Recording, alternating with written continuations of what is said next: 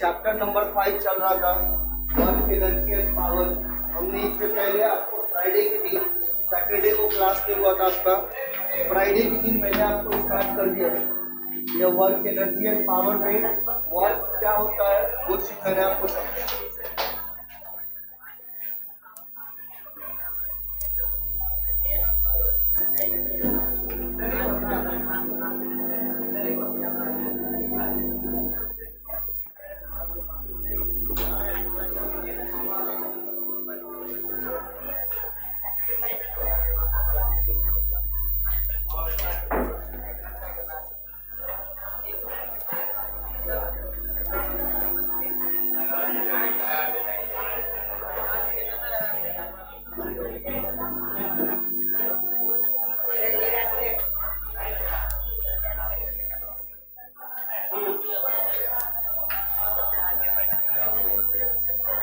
चलिए, हाँ देखो, ये सबसे पहला क्लास तो मैंने आपको बताया था वर्क एनर्जी एंड पावर में। देखो ये चीज समझा के दिया था भैया, work done by a constant force. दो तरीके से भैया, अगर आप फोर्स अप्लाई कर रहे हैं वर्क डन निकालेंगे when the force apply along the direction of motion, है ना। दूसरा कंडीशन हमने बताया था कि measurement of work when the force apply and displacement are inclined each other. मतलब जो हम फोर्स अप्लाई कर रहे हैं और डिस्प्लेसमेंट के बीच कुछ एंगल है, मतलब क्या है, थीटा। तो इसके लिए हमने आपको वर्क डन निकाले थे और ये कुछ कंडीशन है जिसके बारे में समझाया था। आज मैं बताने वाला हूँ कि भैया कौन कौन से टाइप के फोर्स होता है और क्या है, ध्यान से समझेंगे। याद रखो, इधर देखो, इधर देखिए, ये याद कीजिए। आपको इन जनरल अगर मैं बात करता हूँ तो वर्क जो होता है वो एफ डी कॉस थीटा के बराबर होता है। सुन लेना ध्यान से, ये वर्क जो है आपका एफ डी कॉस थीटा के बराबर होता है। अब थोड़ा सा इसको समझेंगे कि ये sir F D cos theta का मतलब क्या है, इसका मीनिंग्स क्या है, ये कैसे बिहेव करेगा, और टाइप्स की बात करेंगे। इसको लिखना नहीं है, बस समझना है। देखो, वर्क जो होता है एफ बराबर में, ये हमारा एफ डी क्या है भैया, कॉस थीटा। समझ जाओ, ये सबसे पहला कंडीशन में बात कर रहा हूँ कि अगर थीटा की वैल्यू, अगर मेरा थीटा की वैल्यू है भैया, इस थीटा की वैल्यू जो 0 डिग्री से ज्यादा रहेगा और 90 डिग्री से कम रहेगा। सुन लो, ये जो थीटा जो है वो क्या रहेगा, हो सकता है 0 डिग्री से ज्यादा और 90 डिग्री से कम। इसका मतलब क्या, मैं इसको एक्यूट एंगल बोल सकता हूँ। ये जो थीटा जो है क्या होगा, एक्यूट एंगल। भैया आप हिंदी में इसको न्यून कोण बोलते हैं, न्यूनतम कोण, और एक ऑब्ट्यूट एंगल जो होता है जिसको आप अधिकतम कोण बोलते हैं। याद है ना भैया, न्यूनतम कोण जो 0 डिग्री से बड़ा होता है और 90 से छोटा होता है, मतलब एक्यूट एंगल की बात कर रहा हूँ। याद करो भैया, एक्यूट एंगल में अगर आप 0 डिग्री की बात कर ले तो चलो 0 की बात कर लेता हूँ। ये 30 डिग्री है, 45 है, 60 है और भैया 90। ये सब तो एक्यूट है, एक्यूट है ना भाई। अगर मैं cos 0 की बात करता हूँ तो वैल्यू 1 आता है, cos 30 की बात करता हूँ तो इसकी वैल्यू √3/2 आता है, cos 45 तो 1/√2 आता है, और 60 में 1/2 आता है, 90 में कितना होता है, 0। देखिए भैया, एक्यूट एंगल में मतलब 0 से लेकर 90 के बीच में जब भी हम कोई भी वैल्यू लेंगे तो वर्क आपका कैसा आएगा, पॉजिटिव आएगा। भैया फोर्स तो आपका पॉजिटिव होगा, निगेटिव तो होगा नहीं, है ना। और डिस्प्लेसमेंट, कुछ डिस्टेंस आगे बढ़ेंगे, कुछ लेंथ होगा, लेंथ तो निगेटिव नहीं होता, आपको पहले चैप्टर में बताया था। ये पॉजिटिव होता है, ये भी पॉजिटिव और ये भी पॉजिटिव। और भैया जो थीटा हम ले रहे हैं एक्यूट एंगल का, वो भी पॉजिटिव। मतलब पहला कंडीशन क्या होगा, वर्क डन कैसा मिलेगा, पॉजिटिव। समझ में आ रहा है, समझिए। दूसरा कंडीशन देखिए भैया, अगर वर्क हमारे पास कितना है, एफ डी कॉस थीटा, है ना। अब मैं थीटा की बात कर लेता हूँ। ये जो थीटा जो है भैया, अब आपका 90 डिग्री से ज्यादा होगा और 180 डिग्री से क्या होगा, कम होगा। क्या होगा भैया, जैसे ही 90 डिग्री से ज्यादा की बात कर लेंगे और 180 डिग्री से क्या होगा, कम होगा। आप खुद देख लो यहाँ से, जब मैं 0 से 90 के बीच जा रहा हूँ, देखो एंगल बढ़ रहा है, एंगल बढ़ रहा है, क्या वैल्यू बढ़ रहा है क्या? नहीं भैया, कम हो रहा है ना। अगर मैं एंगल को बढ़ाऊंगा तो कॉस की वैल्यू जो होगा क्या होगा? डिक्रीज करेगा। एंगल अगर इंक्रीज करेगा तो कॉस की वैल्यू क्या होगा? डिक्रीज करेगा। अब सोचिए ध्यान से भैया, 90 से और मैं बढ़ा लेता हूँ, मान लो 120 ले लेता हूँ, 150 ले लेता हूँ, 180 ले लेता हूँ। इस तरीके से आप 90 से और मैं बढ़ाऊंगा और 180 से कम, थीटा यहाँ पर क्या हो जाएगा? Obtuse angle. क्या होगा ये? ऑब्ट्यूज एंगल, जिसको आप हिंदी में अधिकतम कोण बोलते हैं भैया, जो 90 डिग्री से ज्यादा और 180 डिग्री से क्या होता है? कम, है ना। तो आप खुद बताओ, जब भैया 0 पे 1 था, है ना, तो 90 पे 0 था, तो भैया इसके बाद जैसे ही आएगा तो 0 के बाद क्या आएगा? निगेटिव में आएगा, है ना। तो ये भैया फोर्स तो पॉजिटिव, डिस्प्लेसमेंट भी पॉजिटिव, और लेकिन ये कॉस थीटा की वैल्यू क्या होगा? निगेटिव। यहाँ पर वर्क जो आएगा कैसा आएगा? निगेटिव। वर्क कैसा आएगा? निगेटिव आएगा। तो भैया आपका वर्क पॉजिटिव भी हो सकता है और निगेटिव भी हो सकता है, और वर्क आपका 0 भी हो सकता है।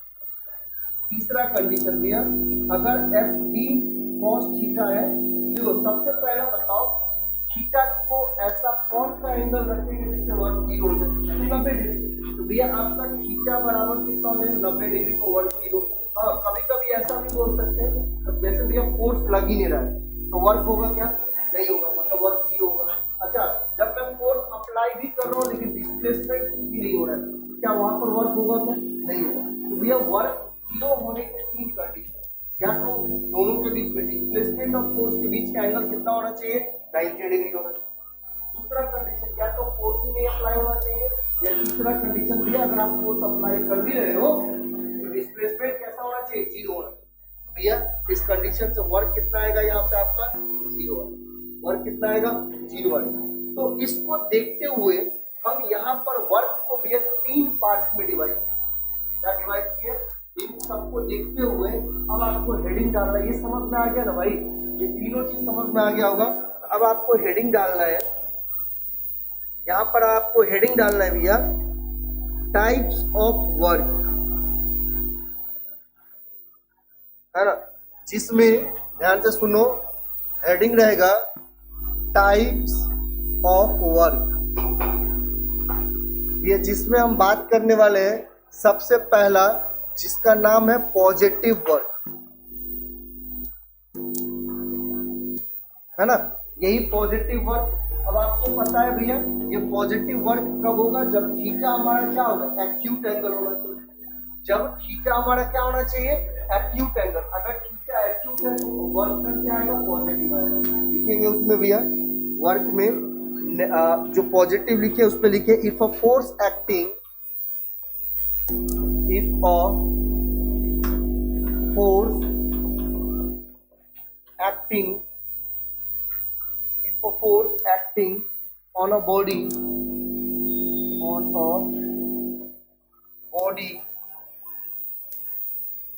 has a component in the has a component has the component in the direction of in the direction of the displacement.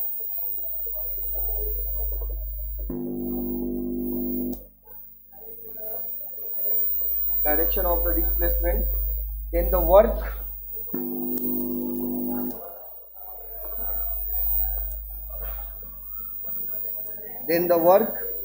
done by the force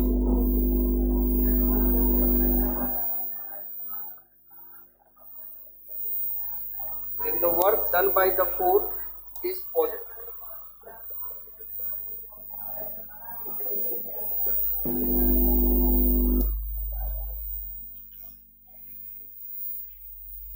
second है भैया, या आप ऐसा भी लिख सकते हैं, ऐसा भी लिखिएगा,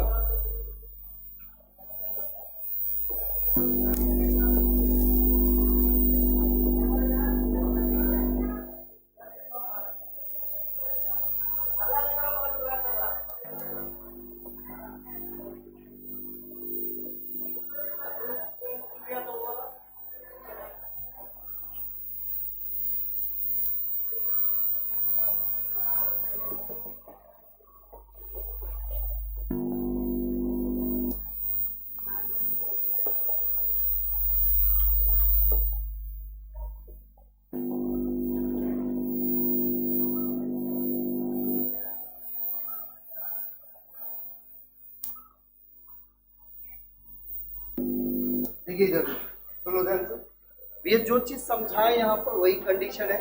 आप देखो टाइप्स ऑफ वर्क में 3 टाइप्स के वर्क के बारे में बात करेंगे।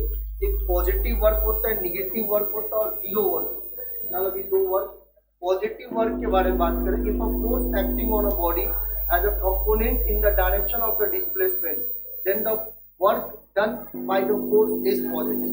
ठीक है भैया, कहने का मतलब इसका ये है कि अगर मान लो कोई एक ऑब्जेक्ट है, ध्यान से समझेंगे, है ना, अगर कोई एक ऑब्जेक्ट है डिस्प्लेस मान लो इस डायरेक्शन में हो रहा है, तो जो फोर्स का जो कंपोनेंट है, ये जो फोर्स का जो एक कंपोनेंट है वो किधर की तरफ होना चाहिए आपका, जिधर आपका डिस्प्लेसमेंट हो रहा है सेम उसी एंगल में क्या होना चाहिए, होना चाहिए।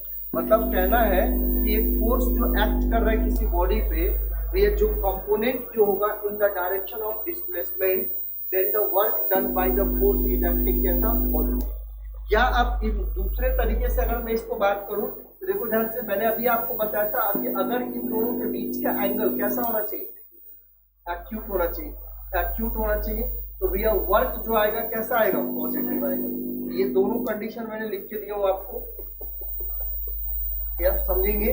अगर वर्क आपका, सॉरी यहाँ पे कंडीशन क्या होगा, वर्क, देखो ये कंडीशन भी लिख के दिया हो कि अगर वर्क जो है एफ डी कॉस थीटा, अगर थीटा आपका क्या है, एक्यूट है, तो कॉस थीटा क्या होगा, पॉजिटिव होगा। अगर कॉस थीटा पॉजिटिव होगा तो वर्क भी क्या होगा भैया, निगेटिव, पॉजिटिव। समझ में? अब देखो इस कंडीशन में क्या है कि अगर देखो ध्यान से समझेंगे भैया, अगर ये मान लो डिस्प्लेस इधर हो रहा है, ये परपेंडिकुलर है, फोर्स आपका क्या होगा, इसके अपोजिट डायरेक्शन में लगना चाहिए, है ना। तो भैया इन दोनों के बीच का एंगल जो आएगा क्या आएगा, ऑब्ट्यूस एंगल बताए, कौन सा एंगल है, ऑब्ट्यूस एंगल। और ऑब्ट्यूस एंगल भैया ये आपका ऑब्ट्यूस है ना। ऑब्ट्यूस मतलब देखिए 90 डिग्री से क्या होगा, ज्यादा होगा, और ये 180 डिग्री से क्या होगा, छोटा होगा। तो भैया या तो 90 और 180 के बीच में होना चाहिए, समझ में आया ना। तो भैया देखो थीटा कैसा है, ऑब्ट्यूस एंगल है, तो कॉस थीटा क्या होगा, निगेटिव होगा, तो वर्क आपका क्या होगा, निगेटिव। समझ में? ये 2 कंडीशन है, आप इतना याद रखेंगे कि एफ डी कॉस थीटा में अगर थीटा हमारा एक्यूट एंगल है तो वर्क हमारा पॉजिटिव होगा। अगर हमारा थीटा क्या होगा भैया, ऑब्ट्यूस एंगल है, तो वर्क डन हमारा निगेटिव होगा, है ना। और जीरो कब होता है, तो जीरो के लिए मैंने अभी आपको समझाया, फिर से एक बार देखते हैं, जल्दी करो इसको, फटाफट कीजिए। इधर सुन लीजिए, ये 2 कंडीशन आपने समझे, पॉजिटिव वर्क और निगेटिव वर्क। ये जीरो वर्क बड़ा काम की चीज है, बहुत अच्छा चीज है, अब देखो जानते हैं, यही से पता चलेगा when work done by a force है is zero if the body get displace along a direction of perpendicular. देखो ध्यान, कहने का मतलब ये है भाई कि अगर मान लो कोई एक बॉडी है ना, ये आपका कोई एक बॉडी है, ठीक है, सुनिएगा, लेकिन इसके ऊपर आप जो फोर्स अप्लाई कर रहे हैं, कैसा अप्लाई कर रहे हैं, परपेंडिकुलर है। बॉडी जो मूव करेगा, देख रहे हैं ध्यान से, ये जो बॉडी जो मूव करेगा, है ना, जो डिस्प्लेसमेंट है आपका इस डायरेक्शन में, और इसके परपेंडिकुलर क्या है, फोर्स लगा हुआ है। मतलब इन दोनों के बीच का एंगल कितना है, थीटा कितना है, 90 डिग्री हो जाएगा। अरे बोल भैया, अगर थीटा 90 डिग्री, तो अब आप खुद बताओ वर्क बराबर कितना होता है, एफ डी कॉस थीटा। अरे हाँ नहीं, तो अगर भैया थीटा अगर हमारा 90 है, आप खुद बताओ, तो कॉस 90 किसके बराबर होगा, ये 0 के बराबर। तो इससे जो वर्क जो आएगा वो क्या होगा, 0 होगा, है ना। तो भाई साहब वर्क 0 कब कब होगा, जब आपने फोर्स अप्लाई किए हैं, और फोर्स और जो होने वाला डिस्प्लेसमेंट है उन दोनों के बीच का एंगल कितना होगा, 90 डिग्री होगा। ठीक है, तो ये कंडीशन वर्क आपका क्या होगा, 0 हो जाएगा। और दूसरा कंडीशन मैंने आपको बताया था कि भाई या तो फोर्स आपका 0 होना चाहिए, या तो डिस्प्लेसमेंट 0 होना चाहिए, है ना। देखो वर्क जो होता है भैया, सबसे पहला कंडीशन कि अगर आपका थीटा 90 डिग्री है, दूसरा कंडीशन कि अगर आपने जो लगाए फोर्स वो भी 0 आ गया, और तीसरा कंडीशन कि अगर आपने जो फोर्स लगाने के बाद जो डिस्प्लेसमेंट है अगर वो 0 है, इसका मतलब वर्क भी क्या होगा, 0। वर्क भी क्या होगा यहाँ पर, इसका मतलब वर्क भी क्या होगा भैया, 0 होगा। ये तीनों कंडीशन में कोई भी एक कंडीशन आ जाता है तो वर्क आपका क्या होगा? मैं एक एग्जांपल लेके समझाता हूँ, समझिएगा। लो भाई साहब, मान लो ये एक बकेट है, ठीक है, इसमें 20 लीटर पानी भरा हुआ है। कितना पानी भरा हुआ? 20 लीटर। अब एक में से इसमें से किसी एक को उठाता हूँ और बोलता हूँ भैया इसको उठा और जाके इस रूम में रखा, क्या उसके द्वारा वर्क होगा या नहीं?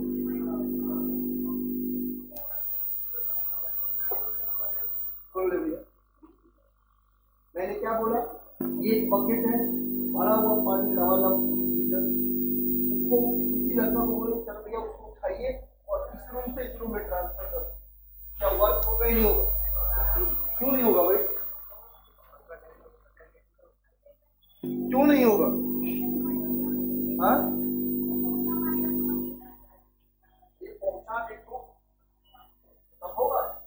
ये मैं बोल रहा हूँ, मान ले खट्टा खट्टा था, इसको उठा दिया, उठा के वो पहुंचा देगा, ठीक है, पहुंचा दिया मान ले, तो वर्क होगा ही नहीं होगा? वो पूछ पक्का होगा?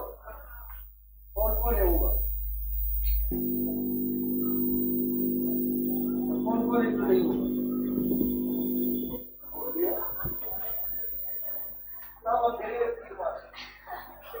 देख रहे भाई, सुन लो, सुन लीजिए। मान के चलो यहाँ से वहां तक जाने में उसको 10 मीटर का डिस्टेंस चाहिए, ठीक है। आपको डिस्टेंस देखो, जो बकेट है जिसमें बड़ा पूरा भरा हुआ है उसका भैया मास कितना है? 20 kg। तो वेट कितना हो जाएगा? चलो 20 गुने में 10 कर देते हैं, कितना होगा? 200 न्यूटन हो गया। मतलब जो फोर्स जो लगाएगा, एक चीज बताओ, अगर ये जो बकेट है इसको 200 न्यूटन का फोर्स है इसके ऊपर, तो भैया चाहे मैं हूं या कोई भी अगर इसको उठा रहा है, ऑब्वियसली बात है 200 न्यूटन से ज्यादा फोर्स लग रहा होगा, तभी तो उठा रहा है ना। इससे कम रहेगा तो उठेगा क्या? नहीं उठेगा। तो अगर मुझे इसको उठाना है तो 200 न्यूटन से ज्यादा फोर्स लगाना पड़ेगा। चलिए ये वेट है भैया, वर्क नहीं है। ये क्या वेट है? एक टाइप का फोर्स है ना। तो देखिए वर्क क्या होता है भैया? F D cos theta. सुन ले ध्यान से। तो भैया वर्क बराबर फोर्स कितना हो गया? हम मान के चलते 200 न्यूटन में, डिस्प्लेसमेंट मान लीजिए 10 है, कॉस थीटा। यहाँ पर एंगल बहुत मायने रखता है, भाई साहब। कोई भी बंदा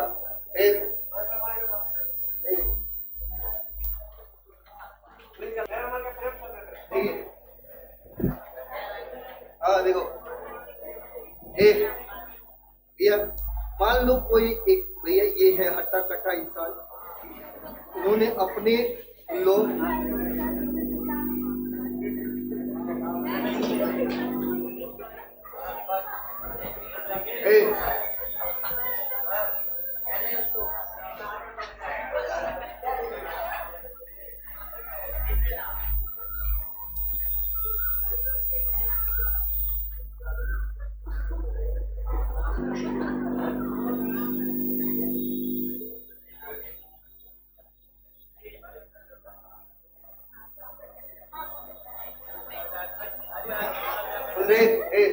तो ये कोई भी बकेट उठाएगा कैसे होगा, है ना।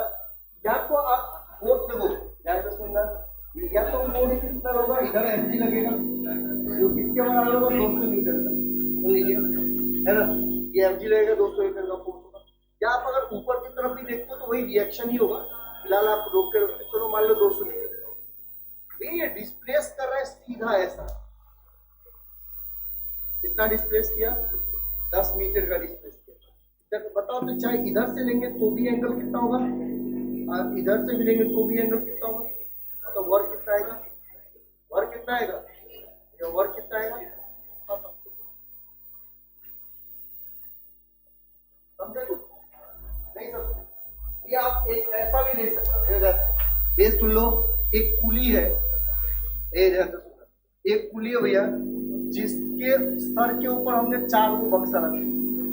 मान लो टोटल वेट जो है उसका, मास जो है उस पे 100 किलो का है। सुन लो ध्यान से, तो ये जो 100 किलो का है, ये उसके ऊपर एक फोर्स लगाएगा, तभी तो वो बैलेंस कर पाएगा ना। एक्शन जितना होगा उतना ही रिएक्शन होगा। तो मान लेते रिएक्शन कितना होगा, तो भैया 1000 न्यूटन का, 10 से इसको मल्टीप्लाई कर, है ना। और बंदा भैया ऐसे चल रहा है, सीधा चल रहा है। तो देखो फोर्स और दोनों के बीच का डिस्प्लेसमेंट के बीच का एंगल कितना हो 90, मतलब इसके द्वारा किया गया वर्क कितना होगा, तो पैसा किस बात का है ना, समझे ना कुछ, अरे समझे कि नहीं समझे भाई साहब, फिजिक्स के हिसाब से पैसा नहीं बनता। देखो वर्क क्या होगा भैया, इसके द्वारा वर्क 0, तो पैसा किस बात का, ऐसे ही बोलेंगे तो कान के नीचे जाकर बजा देगा वो, है ना। तो भैया फिजिक्स में बहुत सारे ऐसे कंडीशन है जहां पर आपको वर्क 0 आएगा। क्वेश्चन से बात करते हैं, थोड़ा जल्दी करो इसको, ये हो गया होगा, जल्दी करो।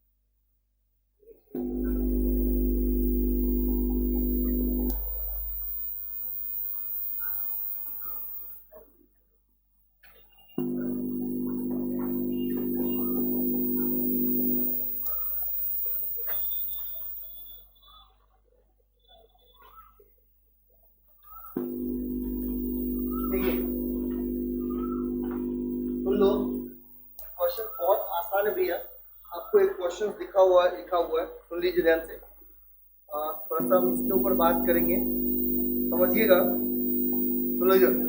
देखो ये एक गार्डनर है, गार्डनर मतलब आप लोग माली भी जिसको बोलते हैं, या जो भैया बगीचा उगीचा को साफ सुथरा करता है, खाद करेगा, या फिर उसके जो पेड़ पौधे है उसको कट करके अच्छा लगता है ना।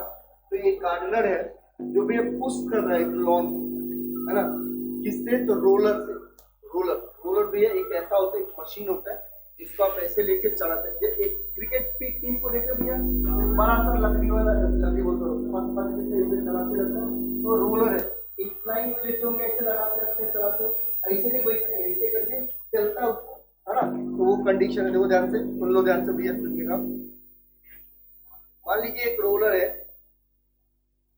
ये भैया एक रोलर है ना, यहाँ पर एक डंडा लगा रहता है ना, और यहाँ से फोर्स लगेगा, यही रहेगा, और ये चलते रहते हैं। हमें इस रोलर से कोई काम नहीं है, ये आपको दिखाने के लिए, समझाने के लिए बता, ठीक है। ध्यान से सुन भाई, जब ये रोलर लगा कितना डिस्टेंस ट्रेवल किया, डिस्टेंस d बराबर कितना है 20 मीटर, डिस्टेंस d बराबर कितना है भैया 20 मीटर है। और देखो जो अप्लाइड कर रहा है फोर्स, ये applied of force 20 kg weight, weight के लिए भैया तो फोर्स निकालने के लिए कितना होगा 20 kg वेट होगा, है ना। तो इसको वेट के लिए 20 मल्टीप्लाई में क्या मैं 9.8 कर सकता हूँ, 20 से मल्टीप्लाई कर देंगे, है ना। तो 9.8, अगर इस पॉइंट को हटा दो तो 0 हट जाएगा, कितना 8 गुना 16 का 6 8 में 9 गुना 18 1 19 कितना 196 न्यूटन का फोर्स लगेगा, लगेगा ना। अब देखो in the direction incline at theta दिया हुआ है कितना भैया 60 degree the ground, find the work done him. ये सिंपल सी बात है, W बराबर कितना हो जाएगा एफ डी कॉस थीटा, है ना। तो भैया एफ कितना है 196 है, डिस्प्लेसमेंट कितना है 20 है, और यहाँ पर क्या बोल रहे हैं कॉस 60 बोल, है ना। 196 गुने में कितना होगा 20 और कॉस 60 1/2 के बराबर होता है नहीं होता है। ये 10 से कट जाएगा तो आंसर कितना है 1960 है। चलिए रुकिए, खड़े हो भैया, खड़े हुए आप इसका यूनिट क्या होगा, वर्क का ऐसा यूनिट क्या होता है, वर्क का ऐसा यूनिट क्या होता है। ये परसों जो लास्ट पहले की क्लास में तो बता दिए तो सब क्या होता है, वर्क कैसा यूनिट क्या होता है जूल, और एक जूल कितने के बराबर होता है 1 न्यूटन मीटर। भूल गए क्या, या तो इसको हम न्यूटन मीटर भी बोल सकते हैं या इसी को भैया क्या बोल सकते हैं जूल बोल सकते हैं, या 1960 आप जूल भी बोल सकते हैं। समझ में आया, अरे समझे या नहीं समझे, बैठ जाओ भैया। या तो आप क्या बोल सकते हैं 1960 न्यूटन मीटर, या उसी न्यूटन मीटर को हम क्या बोलते हैं 1 जूल। भैया 1 न्यूटन मीटर बराबर कितना होता है 1 जूल, समझे जल्दी करो। 1 न्यूटन मीटर बराबर कितना होता है 1 जूल। तो ये यूनिट याद रखो, बहुत अच्छा रहेगा, यूनिट डायमेंशन सब कुछ बताओ, याद रखिए चीज को, ध्यान से देखना। फोर्स जो क्या बोला है, एक फोर्स जो है फोर्स एक वेक्टर के फॉर्म में दिया हुआ है, और जब किसी बॉडी या कोई पार्टिकल्स पे आप फोर्स अप्लाई कर रहे हो तो वो भी क्या हो जाता है डिस्प्लेस हो जाता है। यहाँ पर डिस्प्लेसमेंट भी भैया आपको इसके फॉर्म में दिया, किसके फॉर्म में वेक्टर के फॉर्म में, है ना।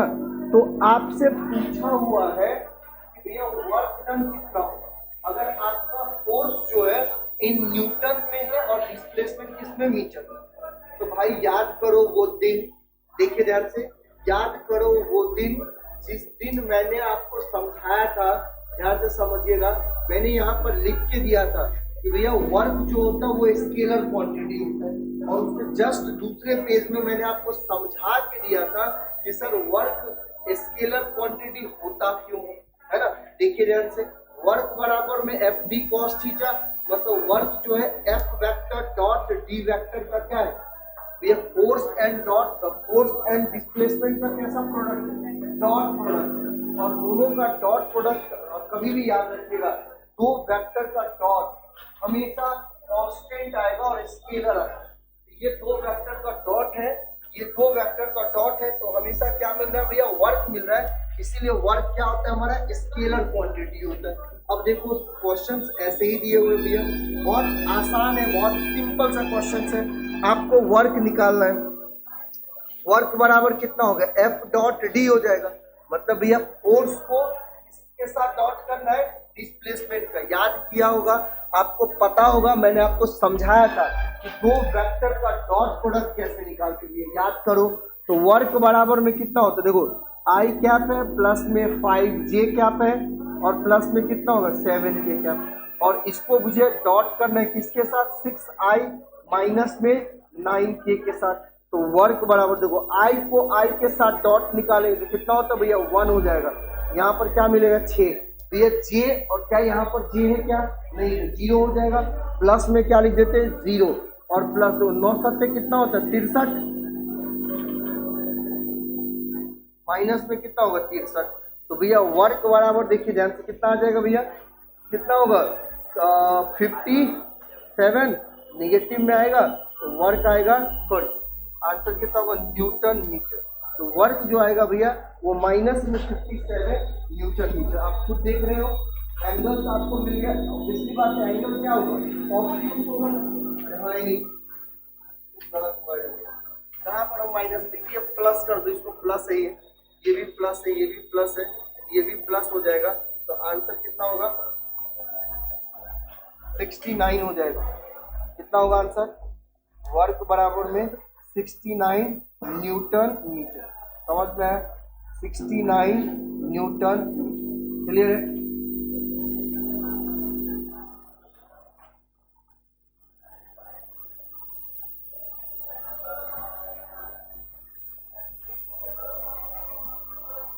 एक क्वेश्चन मैं आपको दे रहा हूं भैया, आप सॉल्व करके लाएंगे कल।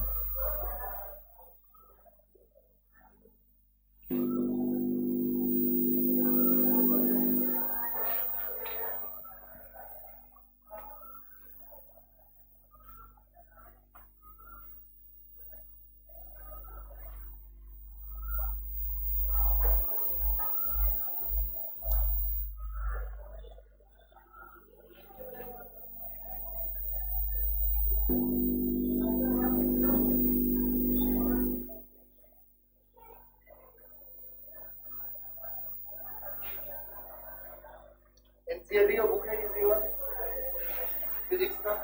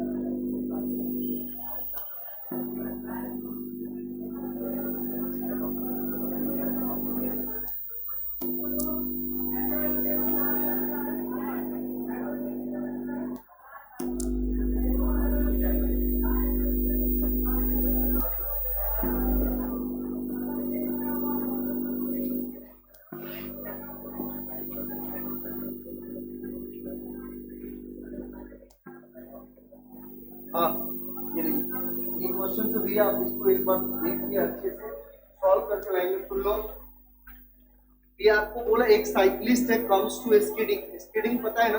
स्पेलिंग गलत लिखा गया है।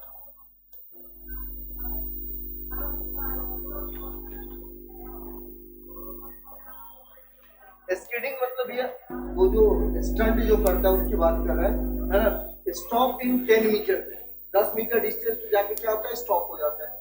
During this process the force on the cycle due to the road is 200 newton. भैया उस दौरान, उस फोर्स के दौरान साइकिल पे रोड कितना फोर्स लगा रहा है? 200 न्यूटन का फोर्स लगा रहा है, जो डायरेक्टली अपोज करेगा किसको? मोशन। जो डायरेक्टली किसको अपोज करेगा भैया? मोशन को। तब आपसे दो चीज पूछ रहा है कि how much work does when the road do on the cycle. भैया वर्क जो है, अभी देखो ध्यान से, इस दोनों में कंफ्यूजिंग है, याद रखिएगा आपको। How much work does the यहां तक सेम है। इसका road do on the cycle और cycle do on the road, वो बता रहा है ना? पहले तो भैया रोड जो है कितना लगा है साइकिल के ऊपर वो निकालना है, और दूसरे में साइकिल में रोड के ऊपर कितना लगा है वो निकालना है। ये दो चीजें भैया, इसके अलावा है ना। अब देखते हैं फिर आगे कल, और उसके आगे बहुत सारे वेराइटी वाले क्वेश्चंस लेंगे ग्राफ के हिसाब से, बहुत सारे करेंगे। ठीक है, तो आज के लिए बस इतना ही, कल देखते हैं अगला टॉपिक। चलिए।